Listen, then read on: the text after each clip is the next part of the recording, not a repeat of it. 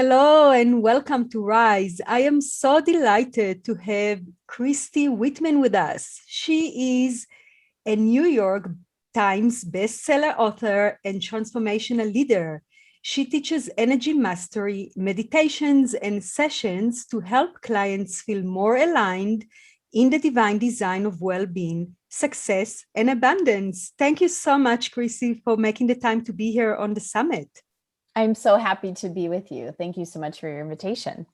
Oh, I'm so excited to dive right into the subject of really being aligned to our purpose and being able to clear that which stands in our way to get there. And I know that this is your area of genius, and I can't wait to dive in.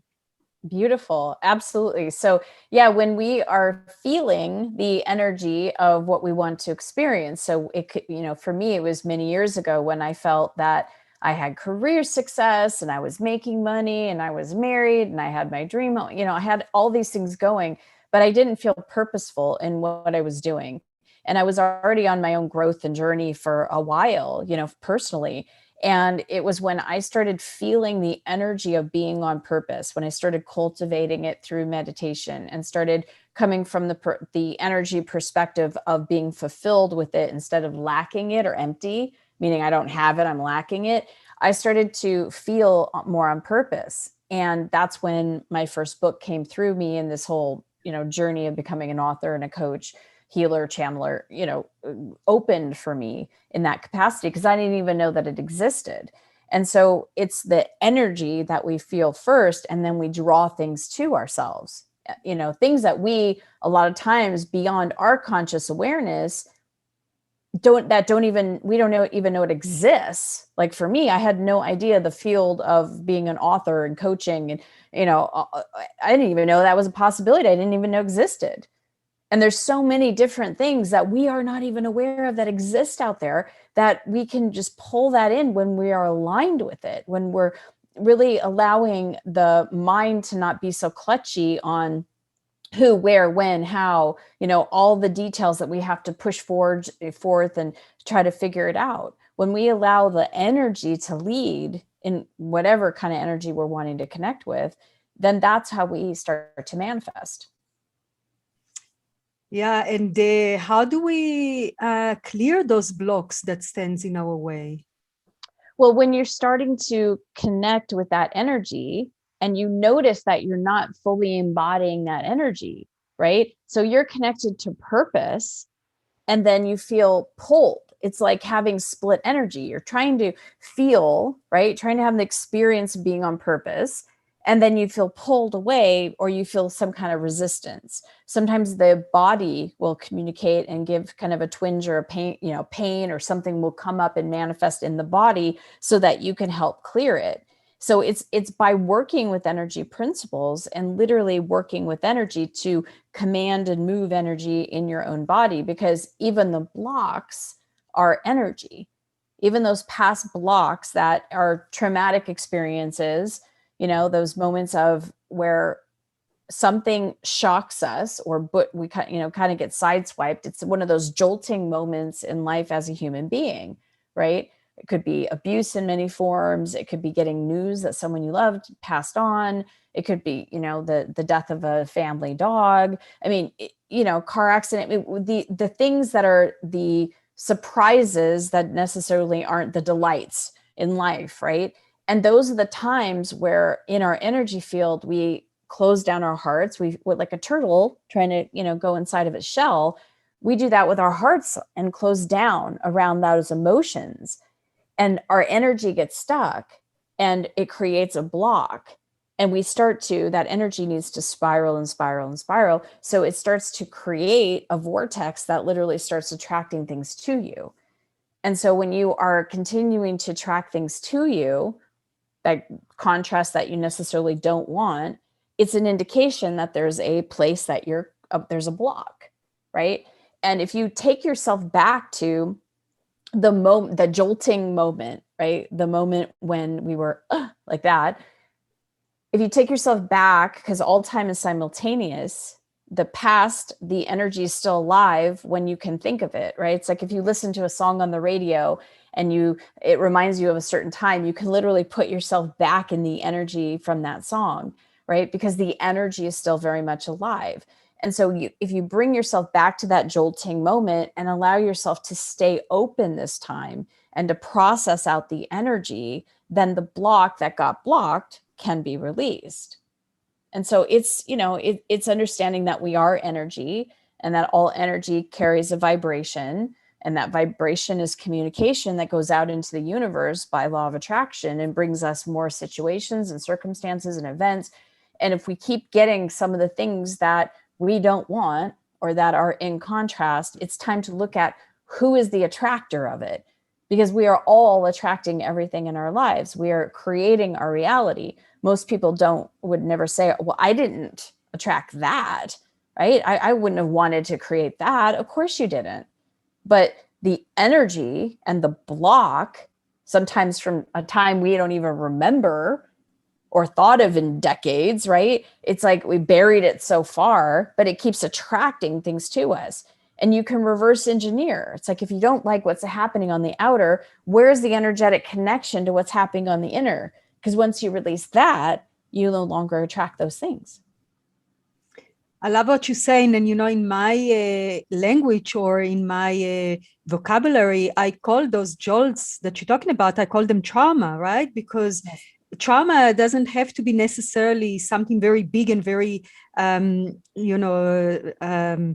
huge or something that is, considered to be trauma. It can be simply that closure, that yes, inability to process the feelings or to stay open to what is there. So we close down, and then that creates that blockage that then manifests in the energy, right? So absolutely. Yeah, so that's really the process you're talking about. And how can one stay open? How can one, is there any process? Is there any technique to be able to receive what we experience?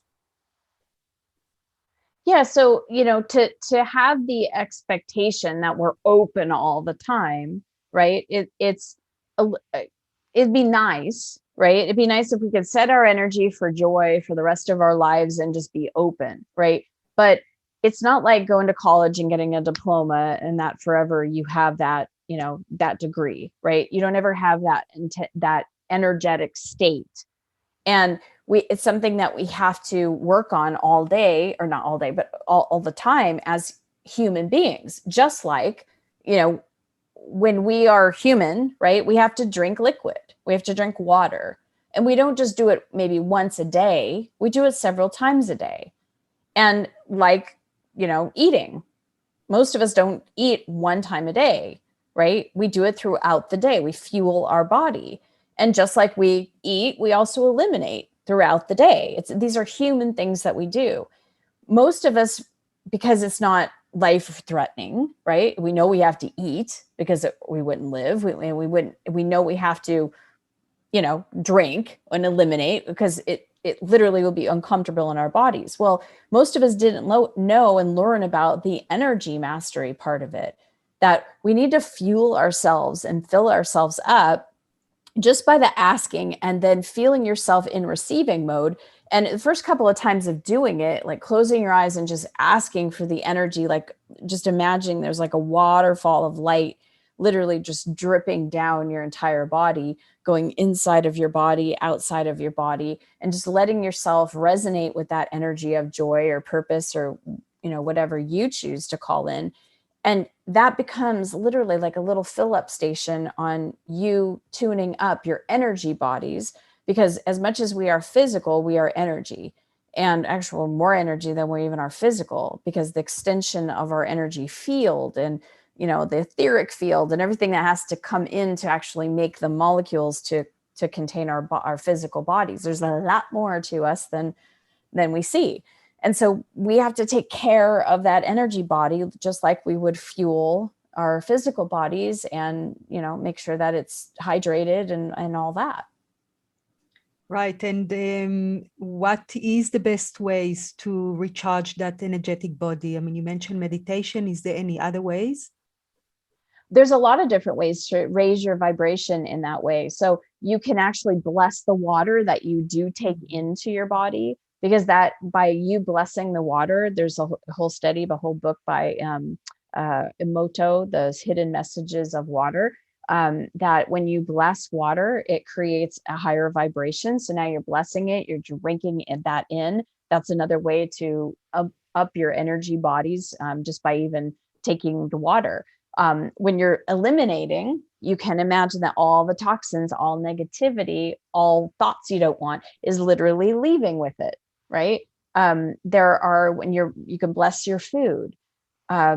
Working out, moving your body is another way of saying it. For even just 20 minutes a day, it not only helps you biochemically and in your body, but it helps your energy. It helps you become more connected, and it releases the resistance of a lot of stress and things like that. So finding something that you love doing for 20 minutes, whether it's walking your dog, and while you're walking your dog, while you're hiking, while you're exercising, be fueling your mind with positive thoughts.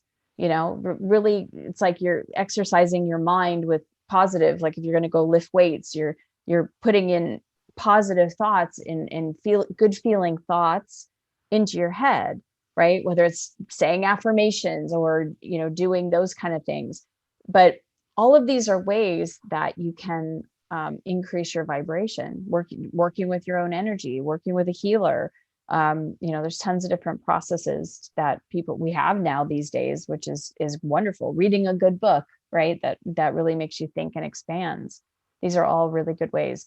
Definitely stimulants, drugs, alcohol, sugar, coffee, things of this nature. It lowers our vibration. Being in a negative environment around negative people, negative thinking, these are all things that lower our vibration.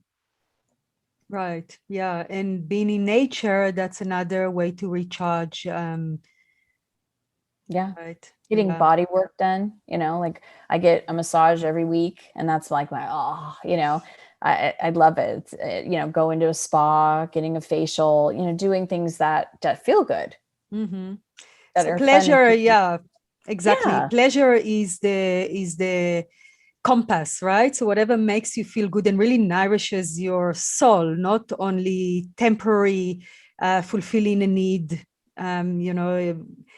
It's nothing wrong with that, right? Like shopping or Right. a glass of wine, nothing wrong with that, but that is very temporary. It's not really feeding the soul on a deep cellular level. Um, Yeah. right. And Yeah. also I also love the practice of gratitude. I feel that that's a total energy shifter, if right? if it's done the right way, because there's a lot of people that do their gratitudes and they do it from the place of their head, and I'll show you the difference. Like, I could say 5 things I'm grateful for. I'm grateful for my son Alex, my son Maxim, my husband Frederick, my dog Jax, and my amazing team, right? I really didn't I was saying it, I was thinking it, which thoughts of gratitude versus any other thought is a better place, right? But to really have impact is to feel it. And so instead of just listing things, what I like to do, because it helps me go deeper, is listing, like, for example, my husband, right? I'm grateful for my husband, and then explaining 5 reasons why. I'm grateful for my husband because he's just so sweet and kind. And I'm grateful for him because he's sexy. I'm grateful for him because he is such an amazing dad. Like I was saying earlier, I wish I had him as a dad, because he's just such an amazing dad and partner in that. The way he takes care of my parents, and the way that he just loves to cuddle and be so affectionate. Do you feel the difference between listing out versus the reasons why I'm grateful for him? Yeah, thank you for that. Absolutely. I myself had an experience just a few months ago where I felt, probably for the first time, in such intensity, waves of gratitude washing over my body. And it was such a visceral somatic experience. And that was when I was diagnosed with cancer, with melanoma earlier this year. And I'm not going to get into all the details. It was a medical diagnose, and I knew in my gut that it's wrong and it's not right, but I kind of dismissed that for a while. So I had it in my body for over 5 years, let's put it that way. And when I insisted that the doctor takes it out, she said, oh, it's nothing to worry about. And I said, look, I just have this nudge every morning when I look at myself in the mirror and I really want it out. And she said, you know what? If you want it out, we'll take it out. And when it came back from the lab, it was melanoma. And she called me and she said, I've got bad news. It's melanoma. So for 5 days, I was sitting with the knowing that it is melanoma, but not knowing what severity and what it's doing in my body. And the odds were not looking good because I knew that I have it in my body for 5 years at least. So that was a whole other process that I went through, which was very, very profound and many blessings, like in every situation. But when I went to see a specialist and he said to me, look, you are very lucky because it's all contained in that one piece. And once we remove that, it's gone.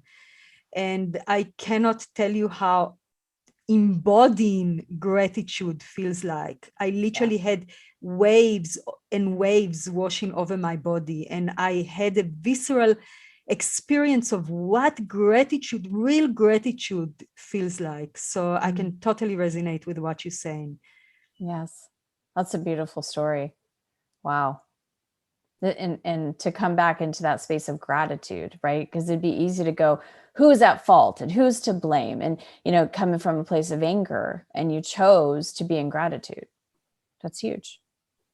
Right. Yeah. And I felt that it was, in the hands of grace, because ultimately, I went through the worst case scenario in my mind when I was sitting for those uncertain 5 days. And I've had the deepest meditations ever, which was quite profound because it really showed me the journey that I walked through, and being able to hold that space and knowing that whatever the case will be, I trust that, life is happening for me and not to me, and that there is a higher power at work. And even if it means that I need to leave this dimension, then that's what it means. And I sat with that, knowing with no fear of dying, which is quite profound lesson.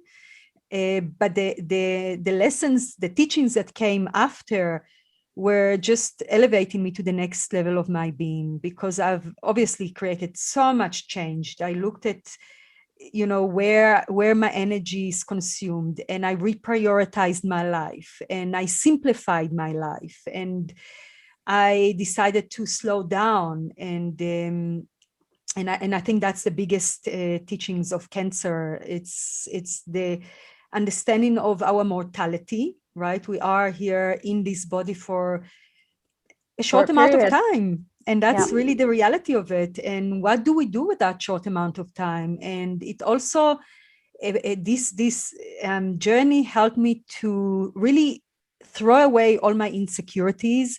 I always have a little bit of self-conscious about my English abilities. My kids always correct me and always laugh at my accent and things like that. And there were times that I kind of contracted because of it, or stumbled upon my own words, or, and I decided, well, all of that is really not important because my mission is so much bigger than me. And if I, make mistakes, it's okay. It's who I am. And I'm not going to play small because of it. So it's been really a profound lesson for me. And for your girls. And for my, for my girls and boy. I've got a boy as well. 2 girls and a boy? Yeah. Yeah. I mean, for your boy, for both, for all, right? But for really as a girl, and learning from her mom. I mean, you're showing all of them really to be authentically who you are. Right. And what was and also to really, love and accept and what yourself. was also really, Go ahead. we've got a little bit of delay, but Go we'll ahead. work with that.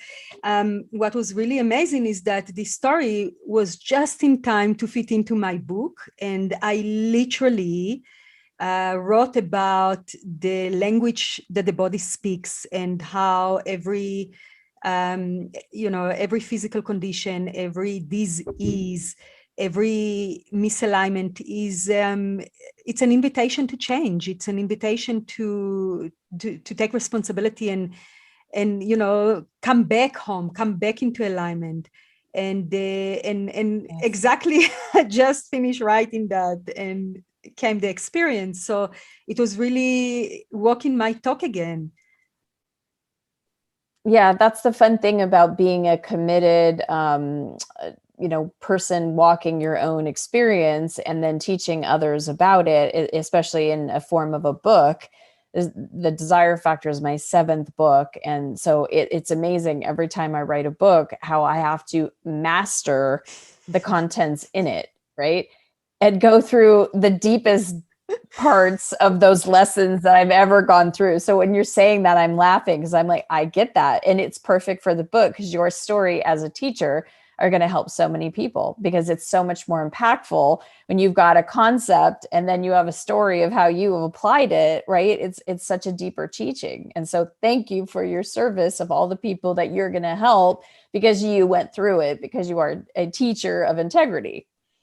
Yeah, thank you for that. And it really amplifies the message that every single event that happened to us, and especially the hard lessons, the challenges, those bumps on the road, they are the biggest teachers. They are our Zen masters. They are here to really elevate our growth, our understanding, our evolution, if we are willing to learn from them, if we are willing to take an inventory, take responsibility, right? Knowing that I'm the co-creator of my life. And as you mentioned before, I manifest it whether I want it or not consciously.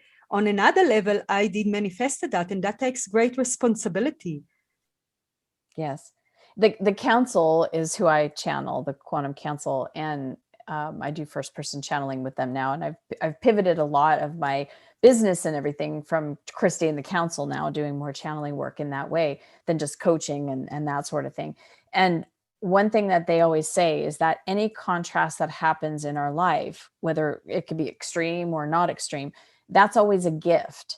And look at it as like a gift that we get, not as like necessarily a lesson. I know a lot of us say lessons because, they said from a perspective, when kids go through school, they have their lessons and they have to keep going from school, and it's not necessarily a fun process. When you look at it as a gift, and when I attract something that's totally unwanted, instead of pushing it away, which causes more resistance, right? I'm able to look at it and go, okay, like a gift, I need to open it up, right? I need to unwrap it. I need to look inside. I need to pick it up. I need to interact with the energy of this thing because I drew it to me. It was not inserted into my experience. So unless I open it up, feel the energy of it, and when I do, I can then release it and then choose a different energy, right? That's when it gets transmuted. That's when it truly is a gift, because it's always a gift going from resistance into freedom. So freedom on the other end is always the gift. And I love that when they say that, because it's like, oh, this is such, and I would say to them, could I have diamond earrings instead of this gift? Can I return this one and get something in exchange? Right. And that almost, want me to add that it's really about accepting first, right? Whatever comes, Yes. first accept it, because that's your gift, even if you can't really see that it's a gift. Maybe it's wrapped in a paper that you need to dig in and check what is the real gift, right? Sometimes it's a blessing in disguise. You have to unravel it. But nevertheless, I like to say that if we knew how much love and support we have in the unseen world, we would never spend another day worrying. Yes. But no truer words have ever been spoken. It's so true. That's for me, one of the biggest life-changing pivotal moments was when I started channeling the council. And what they always say is that we are infinitely loved. And there was just this sense of like, wait a minute, I'm loved no matter what. If I never do or accomplish or anything again, I'm still loved. If I make a mistake and I lose my temper, I'm still loved. If I miss a client on my calendar and the client's upset and I made a mistake, wait a minute, I'm still loved. There's nothing that I could do where I wouldn't be loved. Like that never goes away. That is a life-changing experience when you embody that and go, okay, I guess I could just be me then. And if I'm just going to be loved, I'll accept that love and stop beating myself up, because I learned that, and that doesn't feel good, right? Being in lack and feeling like no matter what I do or accomplish or have or, is never enough. Like the divine that infinitely loves me and you and all doesn't ever go there. So why do I don't need to go there either. I'll just stay in the space of enjoying my life. Because as we said before, it's a very short trip, relatively speaking.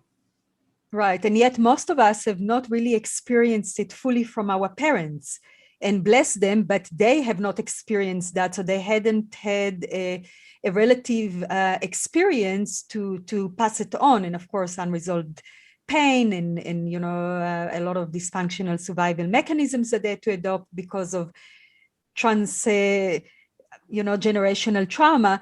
So we as young kids never experienced that unconditional love. It's almost like love was conditioned to how we behave, what we achieve, how we look, what we do, how we please, right? So we have to really undo that wiring that we grew up with to understand, to accept, to receive that unconditional love that is available for us from the higher frequencies.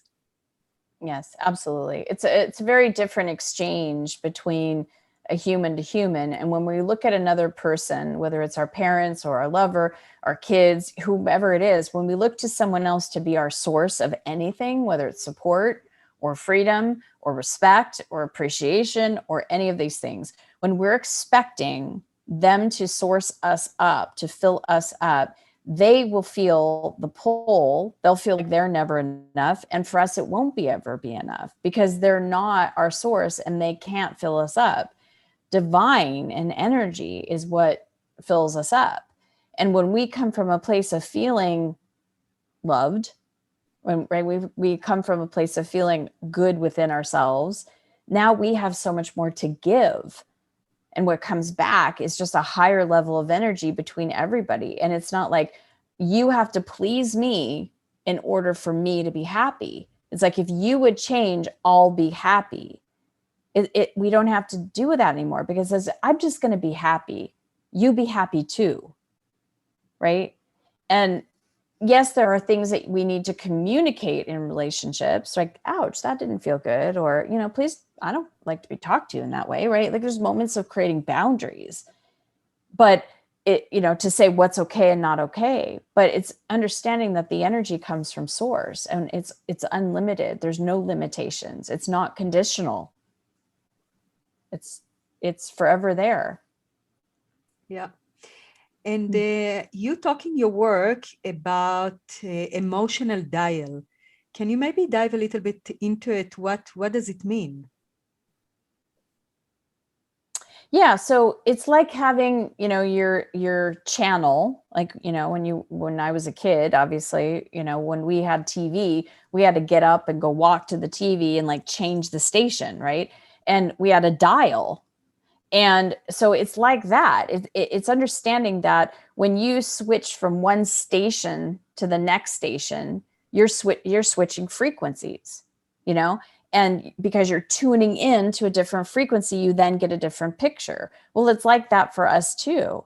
That if we want a different picture, if we want a different interaction in our real life world, the things that we can see and taste and touch and smell and hear and all that stuff, If we want that to change, we have to change our emotional dial, meaning we cannot be in the dial, the station of lack and limitation, of frustration and fear and worry, and attract and experience a life of abundance. They're two totally, it's like trying to watch a Western when you're on a station that has, back in the day, Charlie's Angels, right? Or some of the more, you're trying to watch Cobra Kai, and you want to watch, but you're on the manifest station, right? You're trying to watch a movie that's not on Netflix. And so that's what we do all the time, because we're just not aware of our vibrations. And the fact that all energy carries a vibration, it's a spectrum.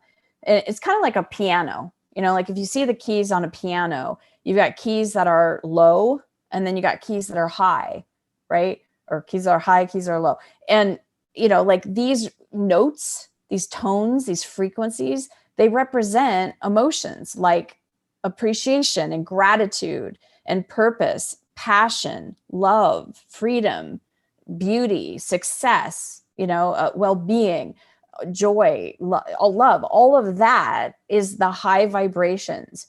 And so if we want to experience those emotions and how they form themselves, right, in our experience, we have to tune into that. If we're on the note of anger, and that's what we're vibrating out to the universe, that is always responding to our energy and our vibration, then how can we experience the joy over here? We can't, because we're in anger.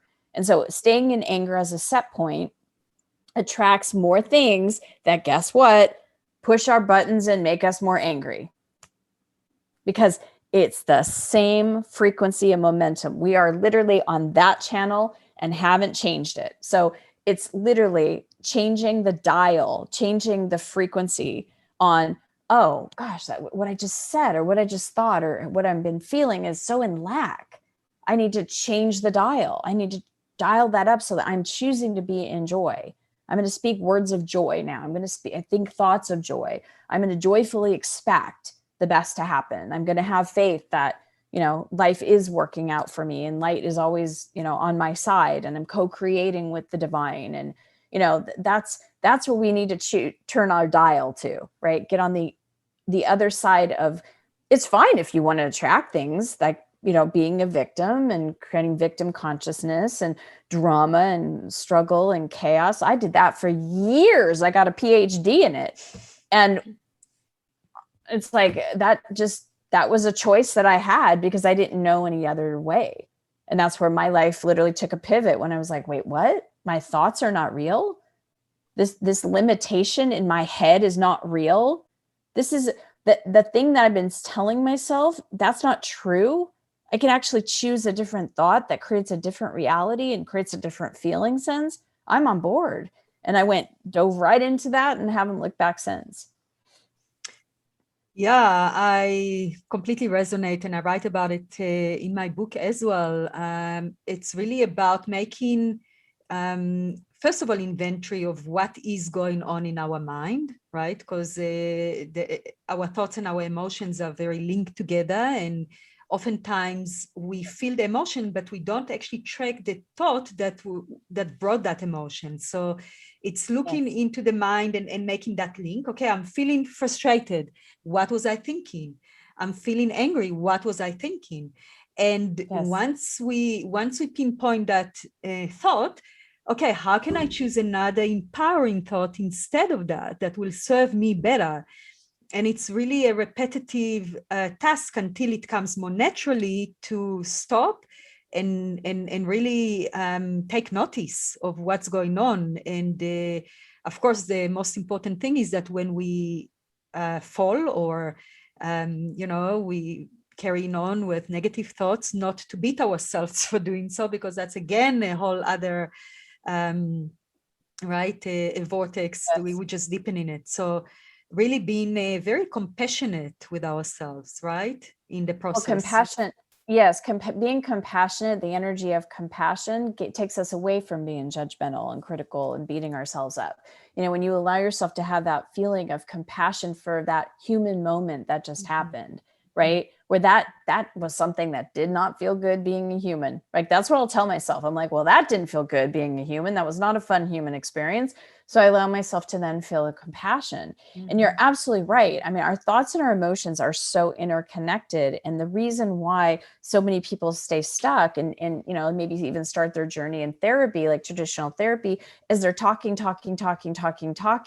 about how they feel, but they're not feeling and processing it out and being able to isolate it from the thoughts. Because as you're feeling the emotions and you're letting the emotions release, if you allow the thoughts to keep thinking the same thing, the emotions are going to build back up, and vice versa, right? If you're just thinking new, better thoughts, right, but you're not doing anything with the emotions to release them, it's like you're going to have to be planting a lot of, saying a lot of affirmation because it didn't stick in the emotions, right? So it's like working both ways and understanding it's not, I know there's a lot of, and I appreciate this industry and all the people that, add and contribute and everything, but there are mindset coaches where they're like, it's all about the mindset.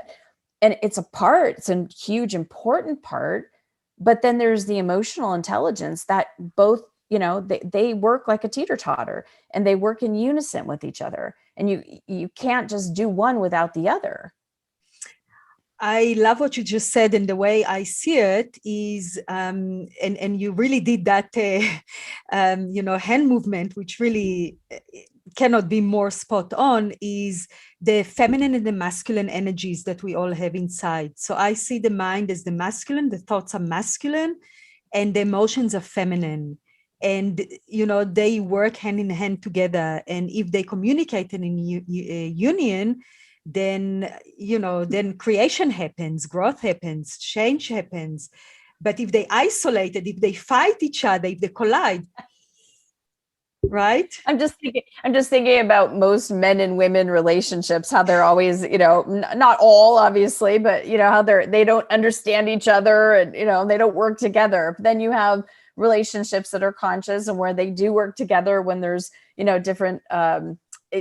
different opinions on things and that sort of thing. And you work in harmony together. And that's when the whole house is peaceful and, there's joy in the experience of being in a family versus those that are just constantly, at odds with each other. Right. With the thoughts and the emotions. Right. And again, that external scenario is a reflection of what happens internally, right? So we cannot bring harmony in our external relationships before we have it within us. So so really I see that as the work. The work is always internal, no matter what, right?